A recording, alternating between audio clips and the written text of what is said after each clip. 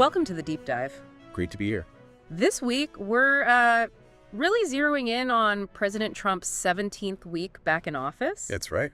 We're using sources like Fox News to look at, well, three main things happening. A big trip to the Middle East, those ongoing China trade talks, and something new with refugees from South Africa. Quite a mix. Yeah, so our mission really is just to pull out the key pieces, make sense of it all, provide some clarity. Sounds good. Where should we start? Middle East. Let's do it. So this trip, it's his first major overseas one in the second term, right? Correct. Heading to Saudi Arabia, Qatar, and the UAE. Okay, so what's the official line? Why now? Well, the administration's framing is about re-emphasizing his continued vision for a proud, prosperous, and successful Middle East. Right. Cooperative relationships, defeating extremism, replacing it with commerce and cultural exchange. That's the idea they're putting forward. It sounds very ambitious. It does. And, you know, the tone is very optimistic. Yeah. White House Press Secretary Caroline Leavitt actually called it the brink of the golden age for both America and the Middle East. A golden age. Wow. Yeah, based on this shared vision of stability, opportunity, and mutual respect.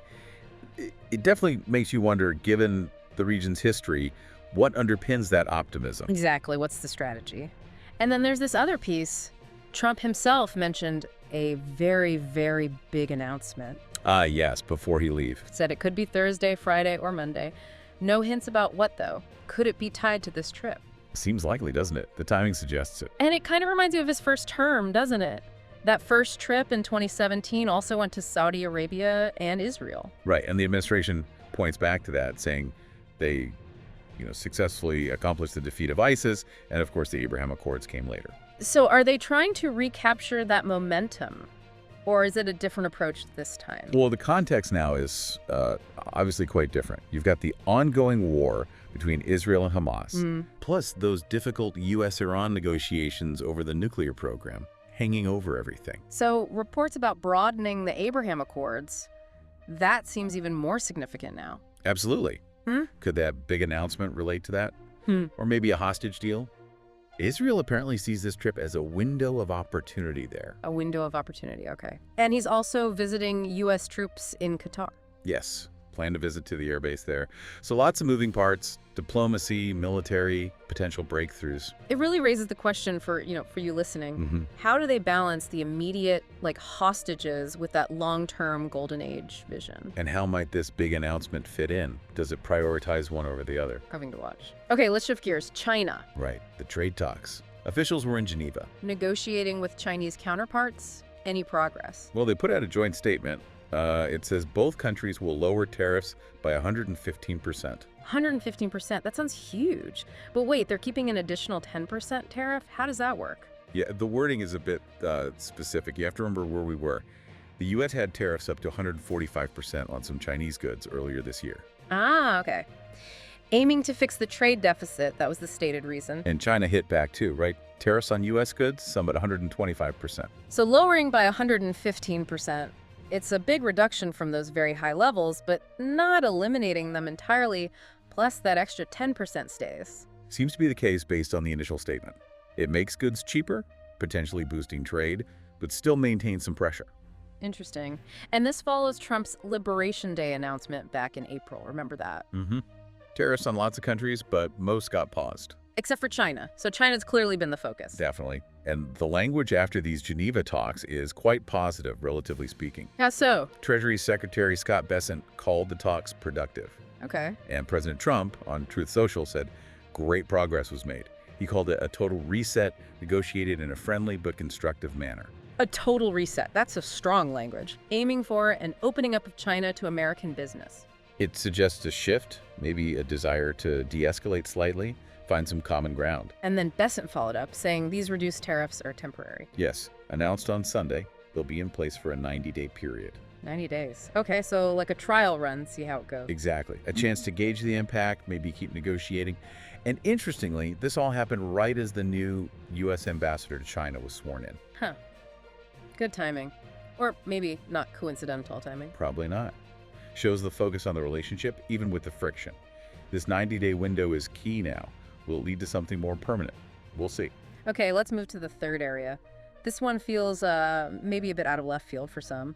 South African refugees. Yes, reports that the administration is set to start welcoming white Afrikaners from South Africa as refugees. What's the reasoning given? The administration states they face unjust racial discrimination in South Africa. That's quite specific, using the U.S. refugee program for this group. It is. And Stephen Miller, the White House Deputy Chief of Staff, was very direct about it. What did he say? He said, what's happening in South Africa fits the textbook definition of why the refugee program was created. And specifically, this is persecution based on a protected characteristic, in this case, race. This is race-based persecution. Wow, strong words. Connecting it directly to the core definition of the refugee program. Indeed. Yeah. And this policy isn't entirely new, is it? It follows that executive order from February. Right, the EO that cut some U.S. funds to the South African government, but also explicitly offered refugee status consideration for Afrikaners. The justification for that order mentioned a South African law about potentially seizing Afrikaner farmland without compensation. Yes, that was cited, along with concerns about South Africa's government taking aggressive positions toward the United States and its allies, including accusations against Israel. So the order specifically told the State Department and Homeland Security to prioritize humanitarian relief, including admission and resettlement for Afrikaners in South Africa who are victims of unjust racial discrimination. And they were supposed to submit a plan on how to do that prioritization. So now it seems that plan is moving forward. It appears so. It certainly raises questions, doesn't it, about how the U.S. defines and applies refugee status based on claims of discrimination within another country. Definitely a significant policy move.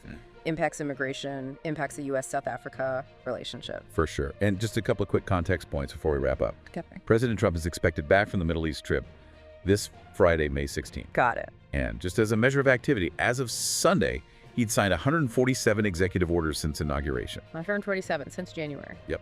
And 143 of those were in the first 100 days. That's a lot compared to past presidents. Yeah, that pace really shows a heavy reliance on executive action to drive the agenda. Clearly a key tool for this administration. Okay, so let's quickly recap this week, week 17. We had the big Middle East trip kicking off lots of ambition, high hopes expressed, and that mystery big announcement hanging out there. Then movement on the China trade front.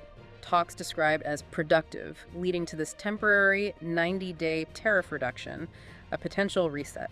And finally, this policy taking shape to welcome white Afrikaner refugees from South Africa based on claims of racial discrimination. So 3 quite different areas, right? Diplomacy in the Middle East, global trade with China, specific refugee policy. Distinct on the surface. Which leads to the final thought for you, listening. Are there common threads here? What underlying priorities might connect these actions by the administration this week? And thinking longer term, what could be the ripple effects for international relations, for trade patterns, for how we approach humanitarian issues globally? Definitely a lot to chew on there. That wraps up this deep dive.